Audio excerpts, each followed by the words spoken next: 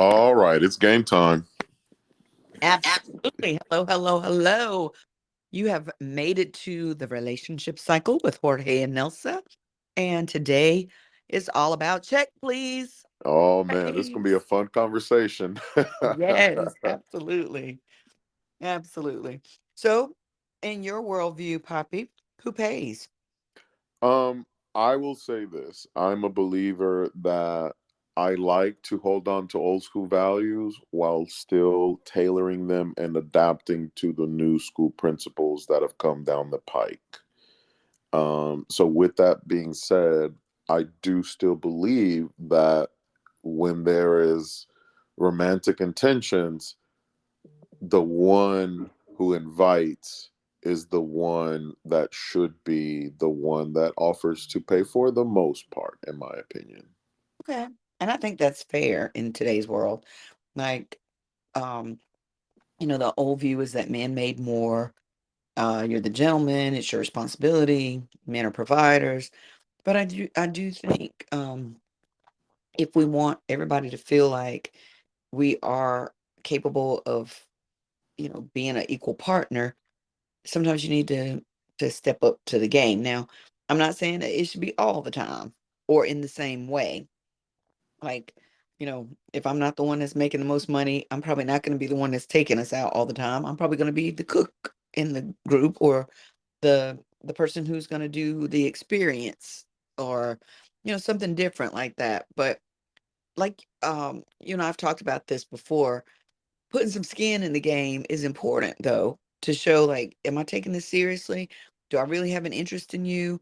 Or is this just superficial, Yeah, and I think So, that's where that's the gray area into all this, right? Because now we live in a society, right, where when me and you were growing up, we were pretty much led to believe that women were meant to be in this box, and in this box, they're going to be a housewife, hmm they're going to be a mother, hmm and they're going to serve their husband. And obviously, they're usually not going to make more money than the man. So, therefore, the man, since the history of ever, has kind of carried that label of protector and provider. Now, with that being said, like me and you have kind of had conversation on this, that it's important to invest and to do different activities.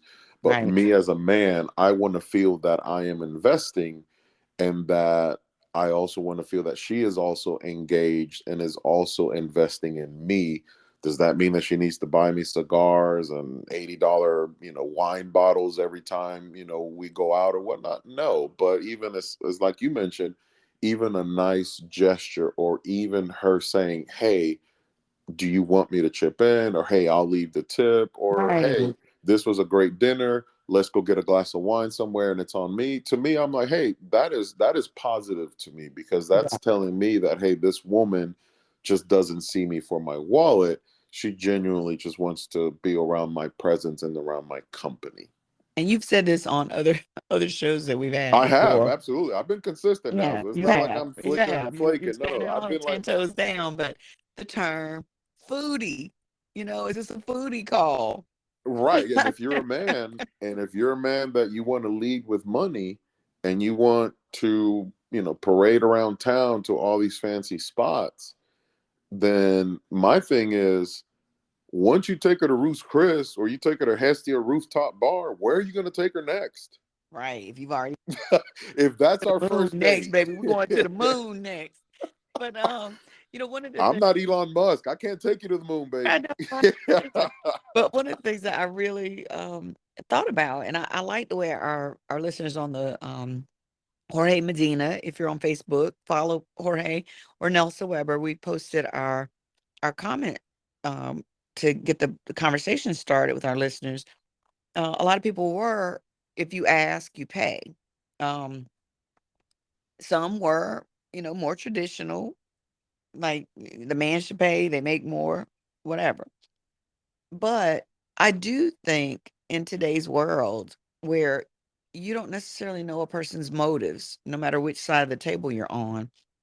So to me, I feel safer being prepared to pay for myself And if the vibe is coming to me that this is, showboating in terms of getting something after the date, even if it's another date, like if it's somebody that thinks they're going to be able to buy my time and attention, and they think that I've got to, you know, if I want to get nice things, I got to do nice things, so to speak, then I'm like, no, no, no. I'll buy my dinner. You just going to keep that right in your pocket, sir.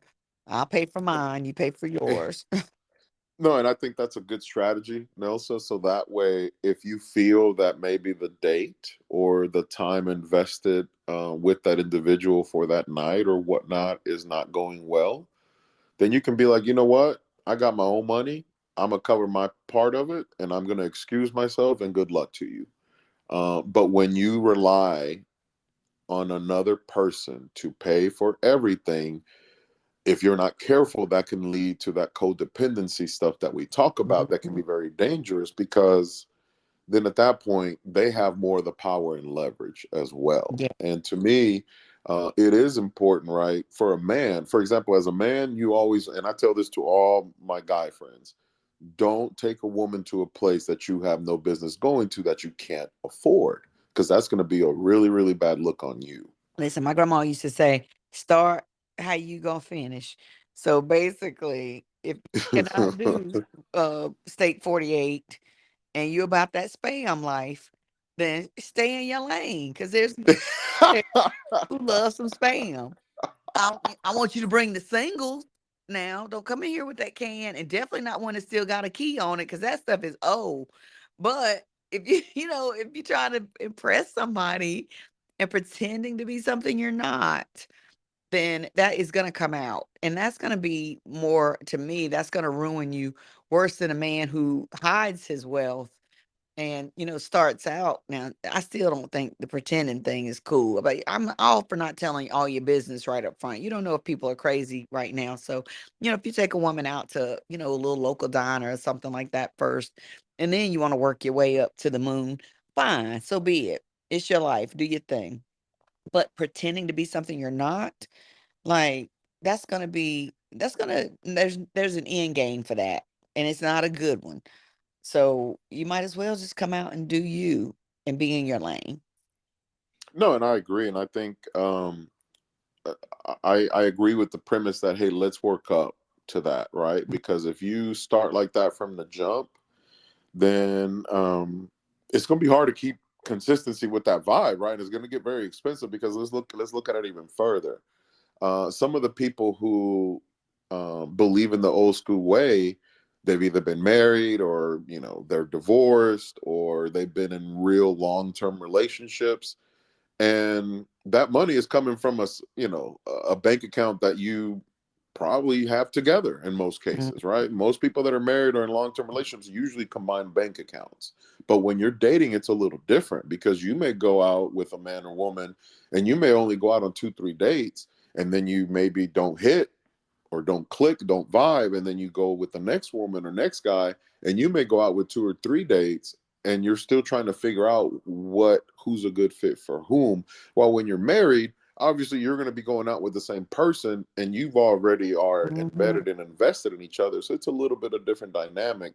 So that's why I do think that there are some gray areas to this, and there is a generational aspect and gap to all this, because one thing that I've noticed in my experiences, usually women that are 30 and older, they usually kind of assume that hey, you're inviting me out so you're paying, which is fine, right? Because I also believe that for the most part. Now I have noticed that the younger generation, which would be in my opinion under 30, they are more receptive and more open to the whole going Dutch, or them saying hey, let me take you out, I got you type thing.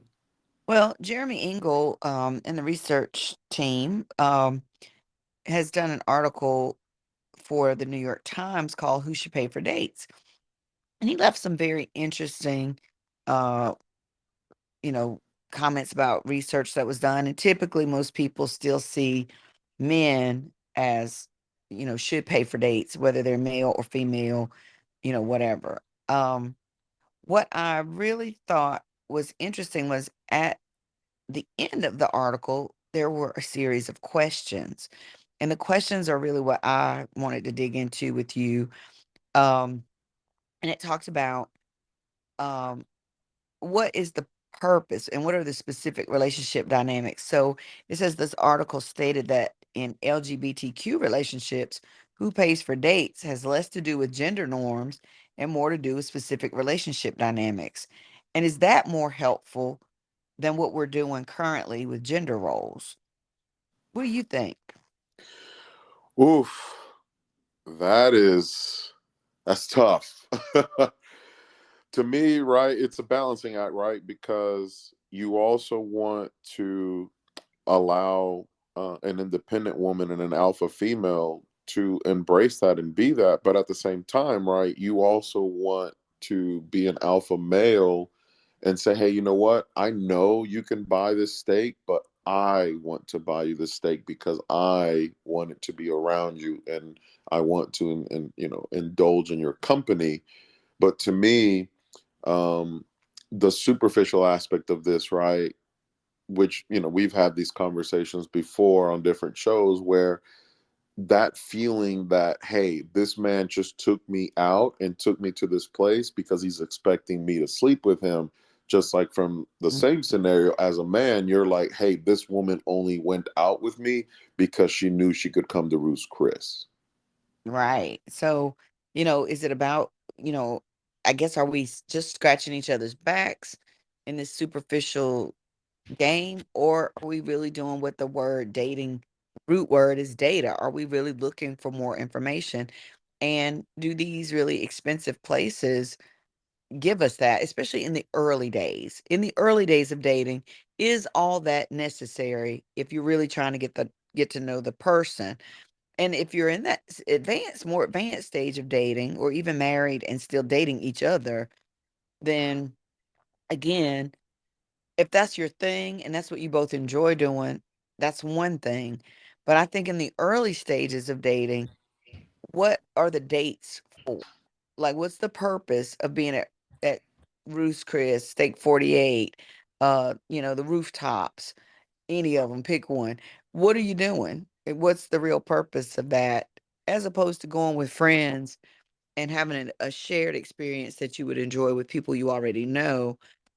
Are you really just trying to impress someone? Are you trying to be impressed? What are you getting out of that?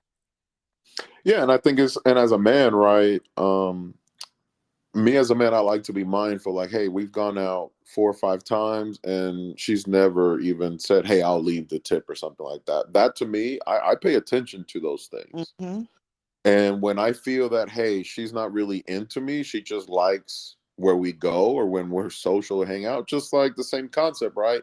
This guy only hits me up when he's horny or when he wants to sleep with me. You're gonna be like, this isn't genuine. This is just, a physical, superficial thing, which all those things can be okay as long as all parties are in agreement with those Yeah. things. What are the rules of engagement? And so I think with this whole check please thing, it's really starting to boil down to, for me, what what is the nature of our relationship? Are we looking like we are pretty compatible? Are we equally yoked? Are we on the same page? Do we even have the same, there are some people who are progressive. Are those people getting together, or are you finding yourself still ending up with very traditional people? Maybe you need to look at, do you really believe that you can pay for the check if you keep attracting men who want to pay for the check? Now, again, I'm not saying any of this is right or wrong. It's just like thinking about your thinking is very important, I think, in dating and relationships, because so often we just do things based on what we saw our parents do, our grandparents do. We do what we see the movies do. We're creating these cop Gender roles. copies of relationships. Yeah. And not really forming a bond that works for us as two individuals without. And to me, I think, and let's say, right, let's say that a woman does make more money than me, right? And she's perfectly able to take herself to a great steakhouse or a fancy dinner or whatnot. But just the fact that, hey, you know what? I want to spend some of my time with you, and vice versa, right? I can go and get a steak dinner, but I'm like, hey, you know what? I want to spend my time with you as well. Mm-hmm. The company, right? Because oftentimes it's not what you do, but who you do it with. That's But at the right. same, Conversation, connection. and also, right, me personally, when it comes to dating, I don't like going to those super fancy spots early on, because we touched on this before. If I take you to, one of those fancy steakhouse or the Chimas, where am I going to go next? If I take you to a pizza joint, or if I take you to my favorite burger joint, that's a step. That's way steps down. That food will still be amazing. We'll still have a good time.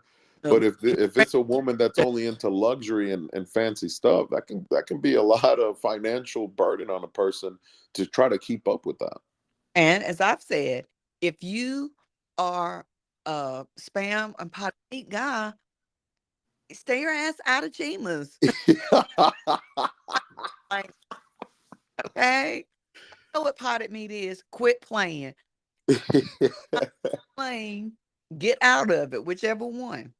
If you don't really like her home cooking, stop faking it, because you're ruining this relationship. Now, that's not to say that, one bad mess up, quit blaming me that I don't pay attention to my boiled eggs. I walk off and forget about them. Little attention issue. That doesn't have anything to do with my cooking skills. But if you really don't like that lifestyle, you do like going to the restaurants. Like, honestly, we really got to start looking at what is compatibility. Like, what is it that I'm looking for? And do I believe that a man really should take up the slack financially? I really do, in my heart of hearts, want that type of relationship, but I also want to be valued as a partner. Like, I want to be able to contribute to my relationship significantly. And if that means sometimes I take turns, sometimes I cook, sometimes I take you out, sometimes I treat you, then yes, I do want that, because I think not equality just for equality's sake, but because you see me as an important part of your team and I see you as an important team member to me. I think that's what it is sometimes, Jorge. Like, we get so caught up in all these ideals of the world, whether it's traditional, progressive, whatever, that we lose sight of what is the person meaning to me. No, and I agree, and I do think that those standards that society, religion, family values, all those things that are instilled in us, they definitely play a role as far as how we move and how we conduct ourselves. And I'm a big believer that I try to hold on to the values of the old school concepts that I feel fit well with me and my style, while at the same time learning and adapting to some of the new way of thinking and the new way of dating, right? Because dating has changed so much. Even, it almost feels like every five or a couple I'm years there's like a different shift. Yes, absolutely. And it's really choppy waters sometimes. So, our whole goal is to make sure that people are at least thinking about, or thinking about who might be out there and how you align with that person. So even something as simple as it appears to be on the surface as who picks up the check.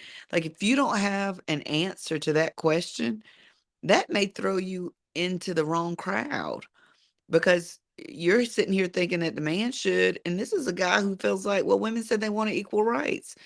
You can get my check. If you ask me out, you should be picking up the check for me.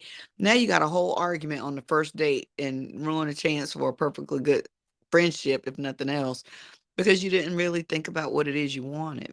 So, with that being said, please follow us on YouTube, The Relationship Cycle with Jorge and Nelsa.